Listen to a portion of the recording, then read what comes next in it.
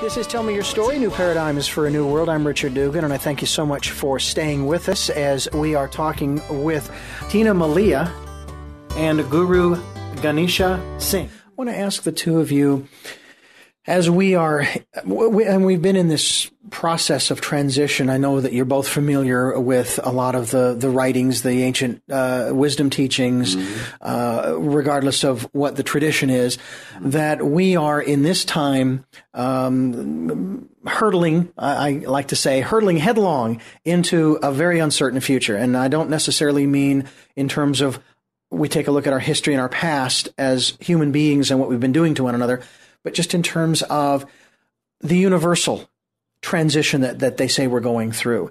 Can the two of you give us your impressions on where we are and where you see us going as a people?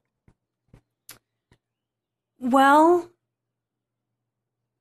one of the great teachings that I kind of like to hold in my mind a lot is within the Hindu tradition, and that there's 4 cycles. They call them 4 yugas.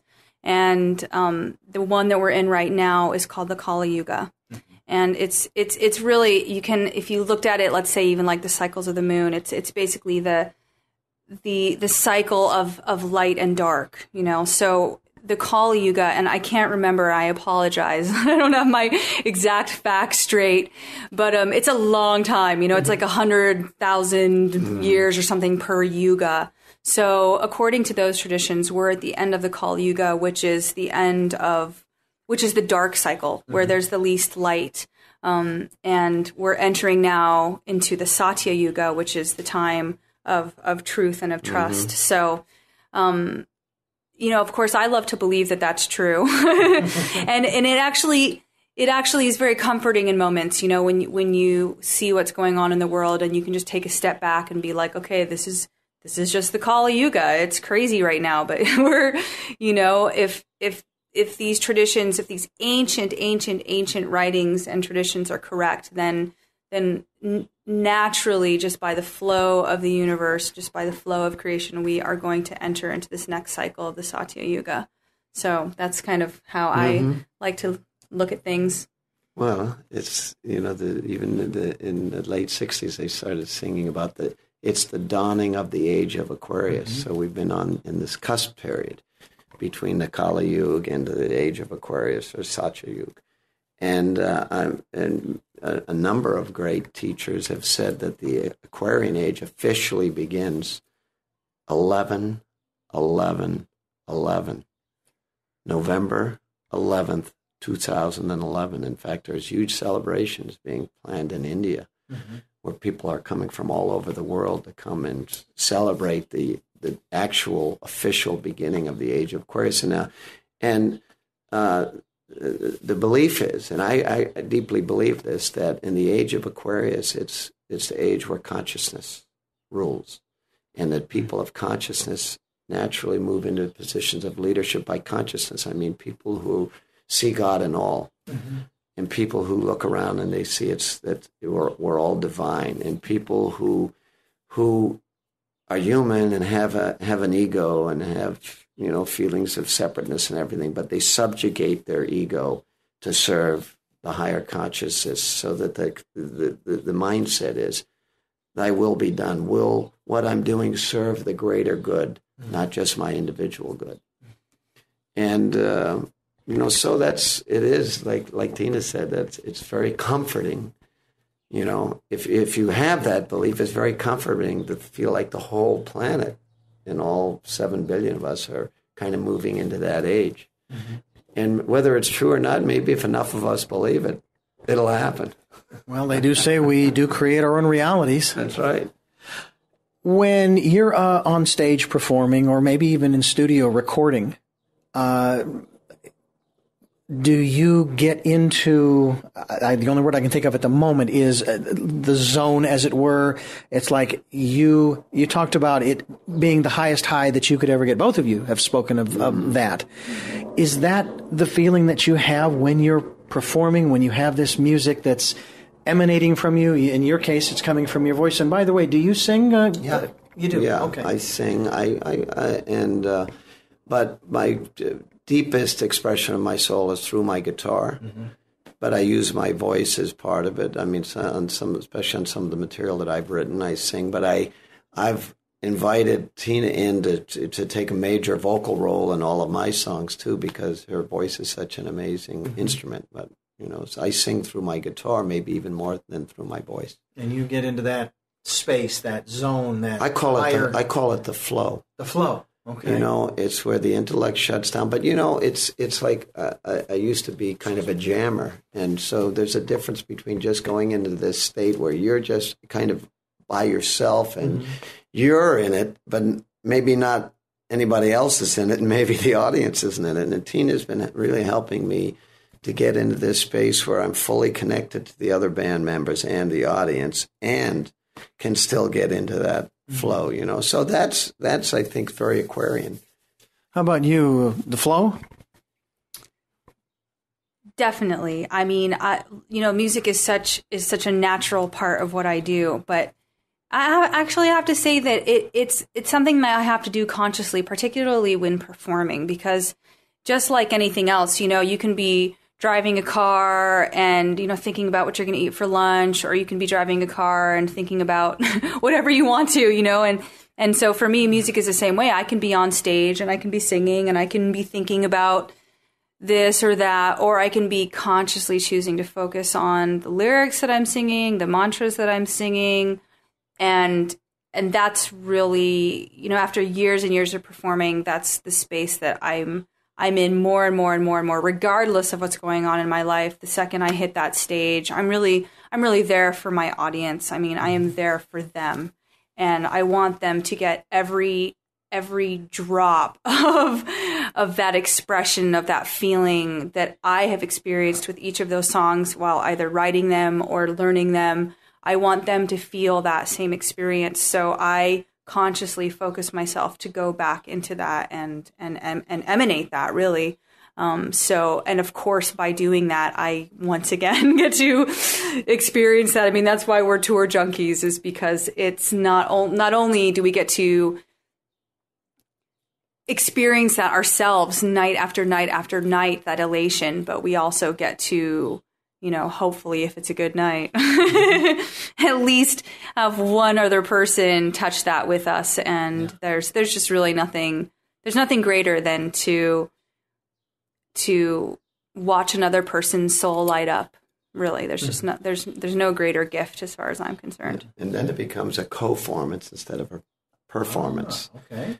And, which is what we're really striving for. We could say, tonight is a co-formance rather than performance, but it's when it happens, when somebody's soul lights up, and then it starts changing the way we play too. And when sometimes people are moved to dance, and that really affects everybody and gives us inspiration, So it's kind of it's really a kind of a divine lovemaking where you have multiple people able to participate together.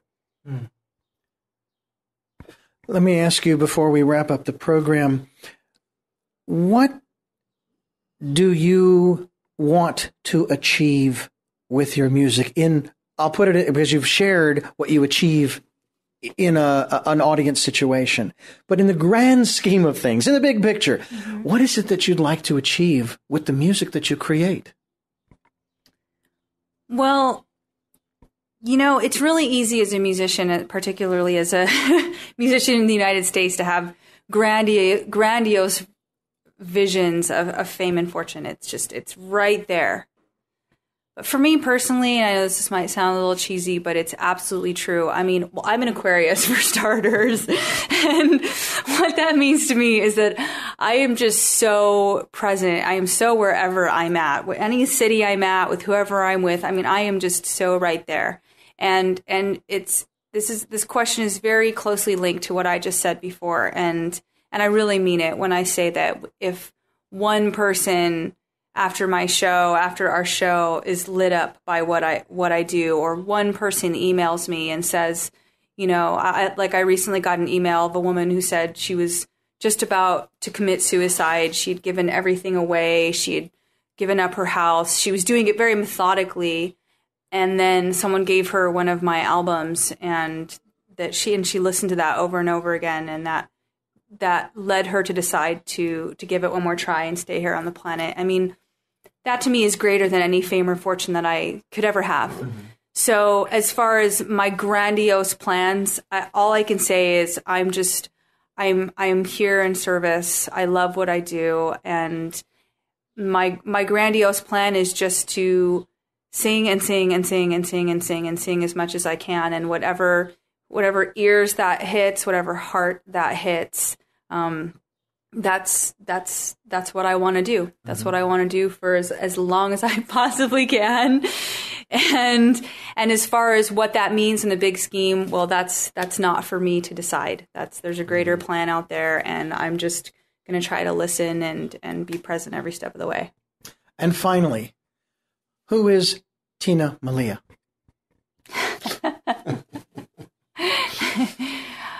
I am just a girl. I'm just human. I'm as human as can be, just like everybody else.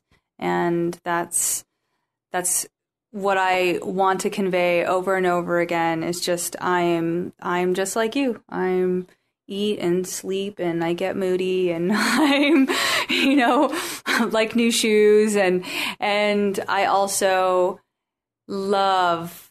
I'm just a real lover, and I have such a beautiful life. I have so much love around me, and I want to spread that as big and wide as I possibly can through my favorite way, which is music.